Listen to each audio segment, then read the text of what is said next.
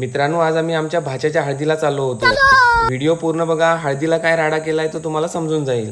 आमच्या सोबत आज विघ्नेश, वेदांत आणि सिया हे 3 जण होते. 3 तासांचा प्रवास कधी झाला हे काय समजलंच नाही. याचं श्रेय फक्त आणि फक्त जाता येते विघ्नेशला. आमचं पोरग फुल एंटरटेनमेंट आहे हो. घरी जाऊन पोचायला आम्हाला रातच झाली होती. घरातल्यांना सगळ्यांना भेटून असे कपडे बिपडे चेंज करून आम्ही डायरेक्ट येऊन पोचलो हळदीला. इथे येऊन बघतो तर काय, गोंधळ ऑलरेडी चालू झालेला. आमच्या भागात गोंधळ असणं हे फार साहजिक आहे.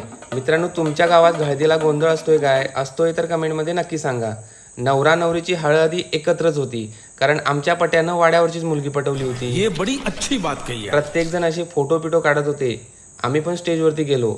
आमचा गडी या मुंबई इंडियन्सचा फॅन होता. याला म्हटलं किती बी मुंबईची फॅन असला तरी हळद ही चेन्नईचीच लावावी लागते. आत्ताची जेवणं ही सगळीकडे बुफे सिस्टमनं चालू आहेत, पण या हळदीला लोक पंक्तीत बसून जेवत होती. आम्ही सगळ्यांनी पण पंक्तीत बसून जेवण केलं आणि ह्याच्यानंतर जे काय झालं तो सगळा राडाच होता हो. फुल एन्जॉयमेंट, फुल.